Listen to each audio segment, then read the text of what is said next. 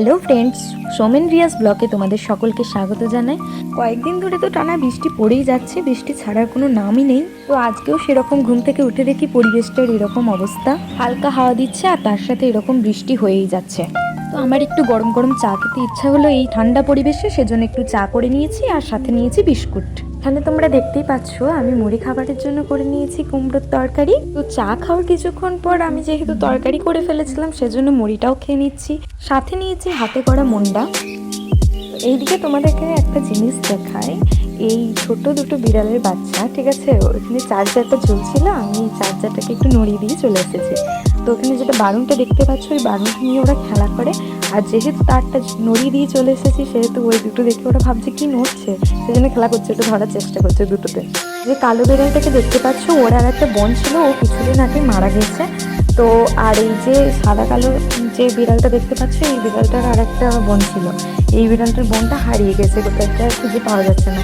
তো তারপরে এদের দুজনের মধ্যে ভীষণ ভাব হয়ে গেছে আর এরা দুজনে আমার সবসময় খেলা করে।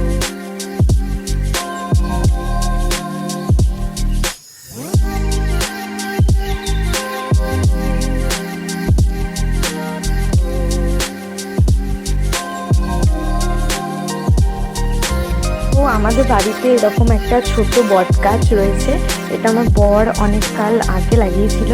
মানে ওর গাছপালা লাগানোর খুবই শখ, আর ফুলের গাছ, ফলের গাছ, সব রকম গাছ, মানে উঠোনে প্রচুর গাছ লাগানো আছে, তারপরে ছাদে লাগানো আছে, বাগানে লাগা আছে, সব ধরনের। আর যেহেতু বড় বিড়ালগুলো কি হয়, আমাদের একটা শিউলি ফুলের গাছ আছে যেটা ভীষণ লম্বা, ওই লম্বা গাছটাই ওঠার চেষ্টা করে। এই বিড়ালটা তো এখনো প্রচুর বাচ্চা রয়েছে, তো এ এখন অত লম্বা গাছটাই উঠতে পারে না, তো সেজন্য এই ছোট বট গাছটাই ওঠার চেষ্টা করছে। ও মানে বট গাছটার সঙ্গে খেলা করছে, এত কখন থেকে তো ঠিক নেই। এই যে দেখো পড়ে গেল ধপাস করে, যেগুলো লেগেছে একটু একটু করে এখানে যাবে, গিয়ে ওই চটটার উপরে শুয়ে পড়বে। মানে এলে গেছে ও, মানে অনেকক্ষণ ধরে এরকম করছে, এবার এলে গেছে, সেই জন্য রেস্ট করবে। এদিকে দেখো আমি তোমাদের সামনে একটু ঢং করতে বসে গেছি, সেজন্য আমি স্নান করে চলে এসেছি। তো এবারে আমি একটু ফেস কেয়ার করে নেবো, তো তার জন্য সবার প্রথমে আমি একটু সানস্ক্রিন মেখে নিচ্ছি মুখের মধ্যে।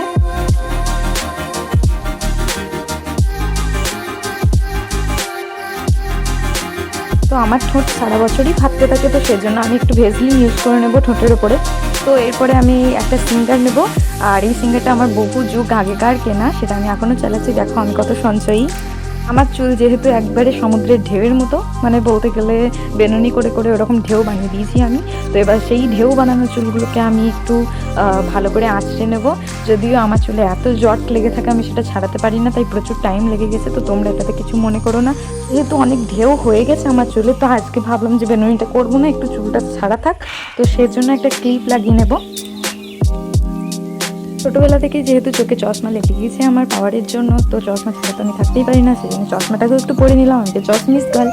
তো যাই হোক, এবারে আমি সিঁদুরটা পরে নেব।